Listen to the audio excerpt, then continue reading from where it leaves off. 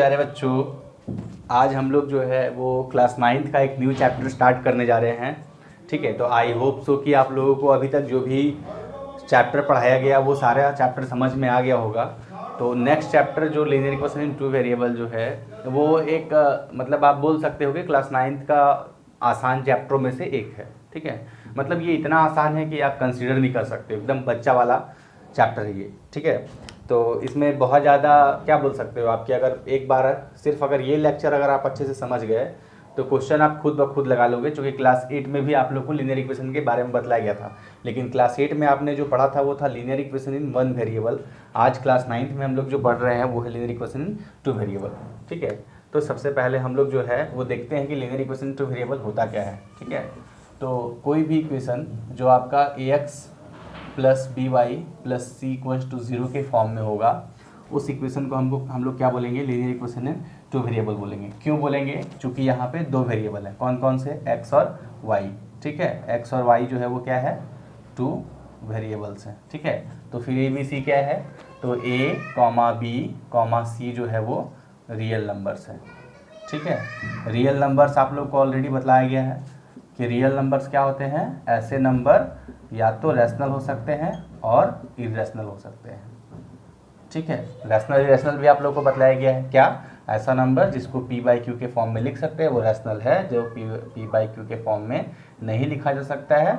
ठीक है, जहाँ पे q का वैल्यू जो है वो 0 के इक्वल आ जाए तब वो क्या हो जाता है, इरेशनल नंबर होता है। तो ये कुछ साधारण बातें थी जो आप लोगों को ऑलरेडी पता है। ठीक है, तो अब इन सारी बातों को अगर मिला दिया जाए तो आप लोग लीनियर इक्वेशन टू वेरिएबल का एक अच्छा सा डेफिनेशन तैयार कर सकते हो। ठीक है, वो डेफिनेशन क्या हो सकता है वो हम लोग देखते हैं।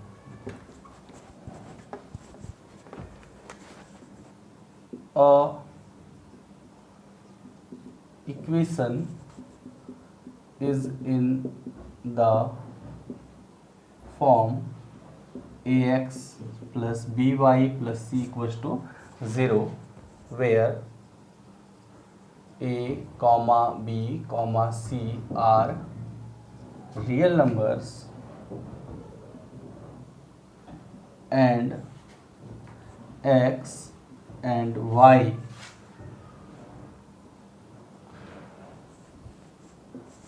are variables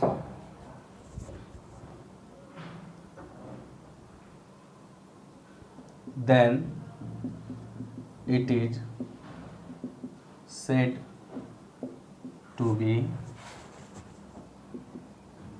linear equation in two variables. ठीक है, अच्छा एक कंडीशन यहाँ पे आपको और लगा देना है, क्या कि a और b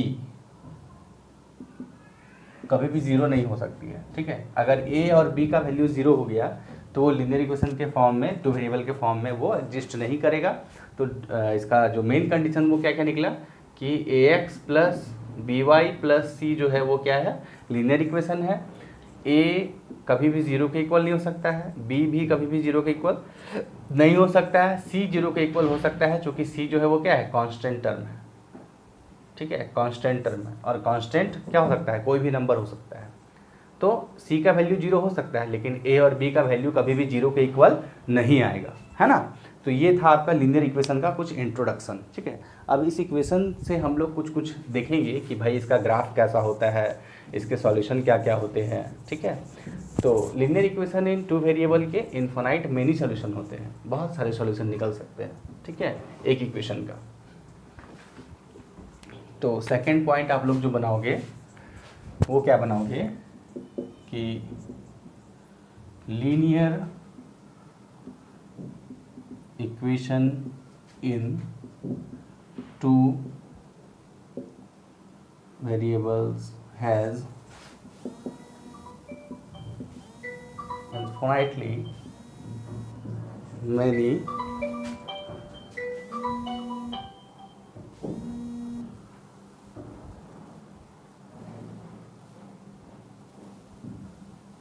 मैं एयरप्लेन मोड में करना भूल गया था और ये हर बार का डिस्टर्बेंस है, खैर कोई बात नहीं, हम लोग आगे की ओर चलते हैं कि linear equation in two variables has infinitely क्या होता है, मेनी सॉल्यूशन होता है, ठीक है, बहुत सारे सॉल्यूशन होते हैं, ठीक है। अच्छा, इसके बाद का अगर आप लोग जो पॉइंट बनाओगे वो क्या बनाओगे, the value of x and y which satisfy the equation ax plus by plus c is equals to 0 are known as the solution of the equation, ठीक है। तो कोई भी लीनियर इक्वेशन इनटू वेरिएबल जो X plus B Y plus C Y C के equals plus C equals to 0 के form में हो, ठीक है, और वो उसका एक्स और वाई का वैल्यू अगर इस इक्वेशन को सेटिस्फाई कर रहा है तो हम लोग उसको बोलेंगे कि ये उसका क्या है, सॉल्यूशन है, ठीक है। पूछ दिया जाता है क्वेश्चन में कि आप उसका सॉल्यूशन निकाल के बतलाओ उसका सॉल्यूशन क्या है। तो कोई भी लीनियर इक्वेशन का एक्स और वाई का वैल्यू अगर किसी लीनियर इक्वेशन टू वेरिएबल को सेटिस्फाई करेगा तो वो उसका क्या कहलाता है, उसका सॉल्यूशन कहलाता है, ठीक है। अच्छा, अब हम लोग नेक्स्ट पॉइंट की अगर बात करेंगे तो इसके ग्राफ की बात करेंगे कि linear equation in two variable का ग्राफ कैसा होता है, ठीक है। तो linear equation in two variable का ग्राफ जो होता है वो कैसा होता है, स्ट्रेट लाइन होता है, और ग्राफ से रिलेटेड कुछ पॉइंट हम लोग डील करेंगे, ठीक है। तो ग्राफ, ठीक है, graph of linear equation in to variable, ठीक है। तो graph of linear equation in two variable is always a straight line, ठीक है, हमेशा एक सीधी रेखा बनाती है लीनियर इक्वेशन टू वेरिएबल का ग्राफ, ठीक है। एक एग्जांपल के थ्रू हम लोग समझने की कोशिश करेंगे। जैसे आप कुछ भी इक्वेशन ले लो 2x plus 3y equals to क्या लोगे, 6 ले लो, है ना। तो यहाँ से हम लोग इसको सबसे पहले सॉल्व करेंगे और x और y का कोऑर्डिनेट ढूंढने की कोशिश करेंगे, उसके बाद हम लोग उसका ग्राफ खींचेंगे और देखेंगे कि ग्राफ कैसा बनता है, ठीक है। तो linear equation in two variable के ग्राफ खींचने का जो तरीका है यहाँ से वो भी आपको पता चल जाएगा, और स्ट्रेट लाइन कैसे होता है वो भी बात आपको पता चल जाएगा। तो 2x इज इक्वल्स टू क्या हो जाएगा, 6 माइनस 3y, तो x इज इक्वल्स टू क्या हो जाएगा, 6 माइनस 3y अपॉन में 2, ठीक है ना। अगर आप y की वैल्यू अगर आप 0 पुट करते हो तो आप क्या पाओगे, 6 माइनस 3 इंटू 0 अपॉन 2, 3 इंटू 0 क्या हो जाएगा 0, और 6 अपॉन 2 आपको क्या देगा 3, ठीक है। सेम मैनर में अगर आप y का वैल्यू अगर 1 पुट करते हो, ठीक है, y का वैल्यू अगर आप 1 पुट करते हो तो x का वैल्यू आपको क्या दे देगा, 1.5 दे देगा। तो यहाँ से हम लोग को कोऑर्डिनेट पॉइंट मिल चुका है x और y का, है ना। अब हम लोग ग्राफ खींचने की कोशिश करते हैं। तो अगर ग्राफ खींचने की कोशिश करेंगे तो हम लोग क्या पाएंगे, ये आपका ओरिजिन होता है, यहाँ पे 1 2 3 4, अच्छा ये स्केलिंग जो करोगे एकदम इक्वल पार्ट में होगा। ये आपको कोऑर्डिनेट ज्योमेट्री इसलिए जो है लीनियर इक्वेशन से पहले पढ़ा दिया गया था, ठीक है। तो यहाँ भी आपके क्या हो जाएंगे पॉइंट्स, 1 2 3 4 5, ठीक है। क्योंकि हमारे पास नेगेटिव कोऑर्डिनेट है नहीं, इसलिए नेगेटिव कोऑर्डिनेट में नहीं रख रहा हूँ। ये आपका x हो गया, ये y हो गया, ये y डैश हो जाता है, ये x डैश होता है। ये बात आपको पता होगा, ये सारा नेगेटिव होता है और ये भी सारा आपका कोऑर्डिनेट कैसा होता है, नेगेटिव होता है, ठीक है। नाउ एक एक करके आप कोऑर्डिनेट लेना शुरू करते हैं। तो y की वैल्यू अगर 0 है, y की वैल्यू 0 यहाँ पे है, तो x की वैल्यू क्या है 3 है, तो यहाँ पे आपका कोऑर्डिनेट लाई करेगा, ठीक है। अगेन अगर हम लोग x की वैल्यू 1.5 लेते हैं तो y का वैल्यू कितना है 1 है, यानी कि यहाँ पे लाई करेगा, ठीक है। अब अगर इस दोनों को अगर आप पॉइंट को मिला करके ग्राफ खींच दोगे, ठीक है, तो यहाँ कोऑर्डिनेट लिखना कहीं भी नहीं भूलेंगे, है ना। ये क्या था 3 और 0, और ये कोऑर्डिनेट आपका क्या था 1.5 और कॉमा 1, ठीक है। अगर आप चाहो तो इस ग्राफ पे कहीं पे ये इक्वेशन भी लिख सकते हो, नहीं चाहो तो कोई लिखने की बात नहीं है। तो मैं एक सिंपल सा लीनियर इक्वेशन टू वेरिएबल का इक्वेशन लिया और उसको अपने मन से सॉल्व किया, तो मैं क्या पाया कि वहाँ का जो ग्राफ बन रहा है वो कैसा बन रहा है, स्ट्रेट लाइन बन रहा है। इसलिए यहाँ पे ये पॉइंट मैं लिखा हूँ कि graph of linear equation in two variable is always straight line, ठीक है। हमेशा क्या होता है, एक स्ट्रेट लाइन होता है, ठीक है। नेक्स्ट पॉइंट जो हम लोग देखेंगे कि कोई भी पॉइंट अगर लीनियर इक्वेशन का होता है, ठीक है, लीनियर इक्वेशन टू वेरिएबल का अगर कोई भी पॉइंट को आप कंसिडर करोगे, जैसे ग्राफ बनाओगे, तो वो उसका सॉल्यूशन हो सकता है, वो उसका कोऑर्डिनेट पॉइंट उसका सॉल्यूशन हो सकता है, ठीक है। नेक्स्ट हम लोग देखेंगे equation of X axis and equation of Y axis, ठीक है। इक्वेशंस ऑफ एक्स एक्सिस और इक्वेशन ऑफ वाई एक्सिस वो क्या होता है। जैसे कोई भी लीनियर इक्वेशन टू वेरिएबल, मान लीजिए कि A X plus B Y plus C के फॉर्म में एक लीनियर इक्वेशन टू वेरिएबल है, ठीक है। तो इक्वेशन ऑफ एक्स एक्सिस आपका क्या हो जाएगा, व्हेन वाई इक्वल्स टू क्या हो जाएगा, 0 हो जाएगा, ठीक है। अच्छा, इक्वेशन ऑफ वाई एक्सिस कब होता है, जब आपका x की वैल्यू क्या हो जाए, 0 के इक्वल आ जाए। तो ये दोनों कंडीशन याद रखना बहुत ही ज़रूरी है, क्योंकि कभी कभी 1 मार्क्स वाले क्वेश्चन में ये चीज़ें पूछ ली जाती है, ठीक है। यानी कि इक्वेशन ऑफ एक्स एक्सिस क्या कंडीशन होगा और इक्वेशन ऑफ वाई एक्सिस का क्या कंडीशन होगा, ठीक है।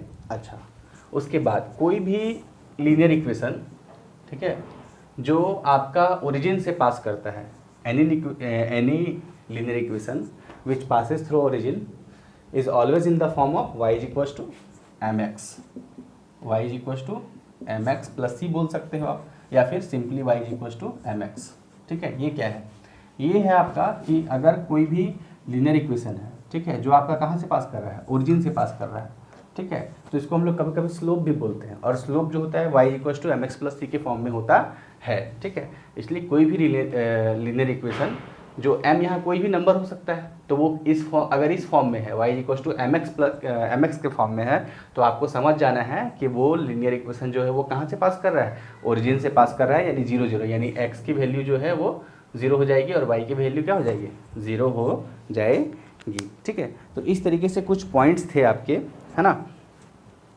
अच्छा, अगर x का वैल्यू 1 1 वाला आ जाए और y का वैल्यू 1 1 वाला आ जाए तो क्या होगा, ठीक है। तो अगर x का वैल्यू अगर 1 इक्वल आ जाए तो ग्राफ जो है वो कैसा बनेगा, ग्राफ जो है वो बनेगा पैरेलल टू y एक्सिस, ठीक है। और अगर y is equals to a हो जाए तो ग्राफ जो है वो कैसा प्लॉट होगा आपका, पैरेलल टू x एक्सिस, ठीक है। तो ये दो पॉइंट, ये भी दोनों आपके मेन पॉइंट है।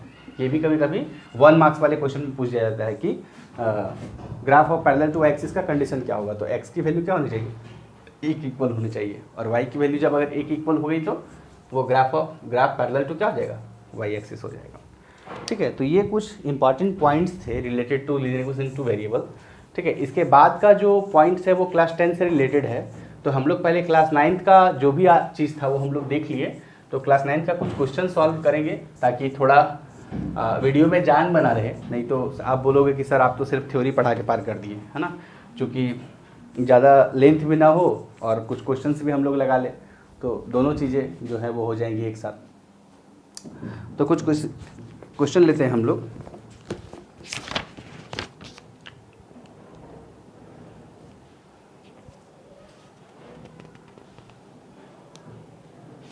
देखिए, मैं एकदम आसान क्वेश्चन से उठा रहा हूँ, मतलब आप बोल सकते हो कि एकदम लल्लन टॉप क्वेश्चन से, ठीक है। तो लल्लन टाइप क्वेश्चन मैं ले रहा हूँ, एकदम आसान क्वेश्चन से। If 2x minus 3y equals to 5 is written in standard form,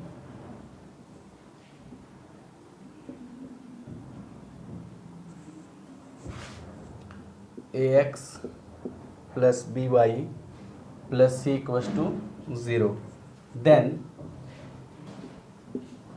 find the value of a comma b and c, ठीक है। एक ये क्वेश्चन लेते हैं और एक क्वेश्चन लेते हैं हम लोग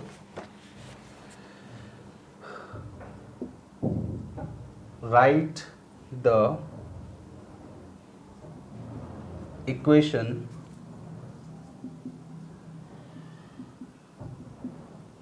representing वाई एक्सिस। इसका एक और इक्वेशन आप बना सकते हो, write the equation representing X axis. ठीक है, अभी तो मैं ये चीज़ें बतलाया हूँ, है ना, लेकिन फिर भी हम लोग जो है वो देख लेंगे। अब हम लोग सबसे पहले इसको सॉल्व करते हैं कि write the equation of representing Y axis. तो कौन सा इक्वेशन जो है वाई एक्सिस को रिप्रेजेंट करता है? तो व्हेन क्या हो जाता है, इसका आंसर क्या हो जाएगा? When X is equal to 0। Write the equation of representing X axis when Y equal to क्या हो जाएगा? 0। तो ये दोनों जो है वो बहुत ही इंपॉर्टेंट क्वेश्चन है, और ये मेनली जो है वो स्कूल एग्ज़ाम या क्लास में जब भी सर पढ़ा रहे होते हैं, या कोई भी आप कह सकते हो ओलंपियाड का एग्ज़ाम, ठीक है, तो उसमें ये दोनों क्वेश्चन से रिलेटेड एक क्वेश्चन पूछ ही दिया जाता है। ठीक है, क्योंकि ये थोड़ा कंफ्यूजिंग वाला होता है ना। अब इसको हम लोग सॉल्व करने की कोशिश करते हैं। ठीक है, तो अभी यहाँ पे जो इक्वेशन हमारा लिखा हुआ है वो क्या है? 2x minus 3y is equal to 5। ठीक है, अब हम लोग अगर इसको ax plus by plus C के स्टैंडर्ड फॉर्म में लिखने की कोशिश करें तो कैसे लिखेंगे? तो इसको सबसे पहले हम लोग को लिखना होगा क्या? 2x plus minus 3 into Y, है ना, प्लस ये हो जाएगा आपका 5 इधर आ जाएगा माइनस में, तो यहाँ माइनस, ठीक है, तो प्लस माइनस 5 इक्वल टू 0। ठीक है, तो अब अगर यहाँ से अगर ए बी सी का वैल्यू अगर आप कंपेयर करोगे तो ए क्या है? 2, बी क्या है? -3, और सी क्या है? -5 है। तो ए की वैल्यू हो गई 2, बी की वैल्यू हो गई -3, और सी की वैल्यू हो गई -5। तो ये रहा आपका आंसर। ठीक है, अब आप सोच रहे हो कि सर आप इतना आसान क्वेश्चन क्यों करवाए? इसलिए करवाए क्योंकि बहुत सारे बच्चे ऐसे हैं जो वो क्वेश्चन को इक्वेशन को कंपेयर ही नहीं कर पाते हैं। ठीक है, मतलब ए बी सी की वैल्यू ही नहीं निकाल पाते हैं और आगे का सोचने लगते हैं। ठीक है, तब उस केस में आपका मोस्टली जो है वो क्या बोलोगे, मतलब रॉन्ग होने के चांसेस जो है वो बहुत ज़्यादा बढ़ जाते हैं। ठीक है, तो इसलिए जो है कभी भी कोई भी इक्वेशन को सॉल्व करो तो सबसे पहले आपका फ़र्ज बनता है कि आप क्वेश्चन को पढ़िए 1 से 2 बार, और उसके बाद जो है उसको बहुत ही आसानी से क्या करिए, निकाल लीजिए। तो ये आपका ललन टॉप क्वेश्चन था। चलिए कुछ और ललन टॉप क्वेश्चन की तरफ चलते हैं हम लोग और देखते हैं, है ना। अभी मैं एनसीईआरटी आप लोग को सॉल्व नहीं करवा रहा हूँ। ठीक है, अभी मैं सबसे पहले आपको बेसिक्स बता रहा हूँ। पहले हम लोग बेसिक्स क्लियर करेंगे, उसके बाद हम लोग एनसीईआरटी की ओर बढ़ेंगे। ठीक है,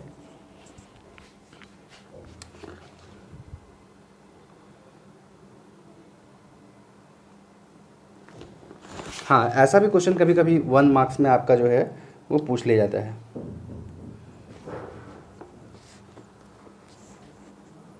if the point 3,4 lies on the graph of the equation 3y, ax minus 7, then find the value of a। ठीक है, तो आप a की वैल्यू फाइंड कीजिए। ठीक है, तो इस तरीके के क्वेश्चन को आप कैसे सॉल्व करोगे? ये बोल रहा है कि if the point 3,4 lies on the graph, ठीक है, वो ग्राफ में लाई कर रहा है इक्वेशन इसको, तो आप ए की वैल्यू फाइंड करो। तो ये बहुत ही आसान क्वेश्चन है ना। कैसे आसान है वो हम लोग देखते हैं। हम लोग के पास इक्वेशन जो है वो क्या है? 3y माइनस ax माइनस 7, ठीक है, इक्वल्स टू 0। ठीक है, हाँ, लाई कर रहा है इसलिए 0 के इक्वल होगा। ठीक है, नाउ अब अगर हम लोग को ए का वैल्यू निकालना है तो हम लोग इसको लिख सकते हैं 3y minus ax is equal to 7, है ना। अब y की ये जो पॉइंट दिया हुआ है वो x और y का पॉइंट दिया हुआ है, तो हम लोग y के जगह क्या पुट कर देंगे? 4 पुट कर देंगे, माइनस a को ही रहने देंगे और x के जगह पे 3 पुट कर देंगे। इज इक्वल टू क्या हो जाएगा? ये 7 हो जाएगा, है ना। तो ये हो जाएगा आपका -3a is equal to 7 minus 12, तो ये आपका हो जाएगा -5। ठीक है, और a का वैल्यू आपका आ जाएगा -5 बाई में -3। ठीक है, तो माइनस माइनस आपके कट गए, तो आंसर आपका a का क्या आया? 5 बाई में 3। ठीक है। तो कभी भी अगर इस तरीके का कोऑर्डिनेट पॉइंट दिया हुआ रहे या तो फिर अगर आपको ए का वैल्यू या के का वैल्यू या फिर आप बोल सकते हो सिंपली पी का वैल्यू, ठीक है, कोई ज़रूरी नहीं कि इक्वेशन आपका इस फॉर्म में रहे, ठीक है, इक्वेशन किसी भी फॉर्म में रह सकता है। अगर ये चीज़ दे दिया कि वो उस में लाई कर रहा है तो आप डायरेक्ट एक्स वाई की वैल्यू पुट करोगे, आप ए का, के का, पी का वैल्यू जो है वो निकाल सकते हो। अच्छा, इसी तीनों टर्म में जो है वो क्वेश्चन पूछा जाता है कि find the value of P, find the value of के, फाइंड द वैल्यू ऑफ ए, ठीक है। तो इस तरीके से जो है वो सिंपली आप क्वेश्चन को क्या कर सकते हो, सॉल्व कर सकते हो, ठीक है। तो आप लोग जो है वो लीनियर इक्वेशन टू वेरिएबल के एनसीईआरटी के क्वेश्चन लगाना शुरू कीजिए। एनसीईआरटी ना हो तो आप आर.एस. अग्रवाल, आर.डी. शर्मा, जो भी बुक्स आपके पास अवेलेबल हो वो क्वेश्चन आप लगाना शुरू कीजिए। अगर कोई किसी तरीके की परेशानी होती है तो लाइव क्लासेस में आकर के आप लोग पूछा कीजिए, ठीक है। नेक्स्ट वीडियोज़ में हम लोग कुछ और देखेंगे। आज के लिए बस इतना ही। Thank you.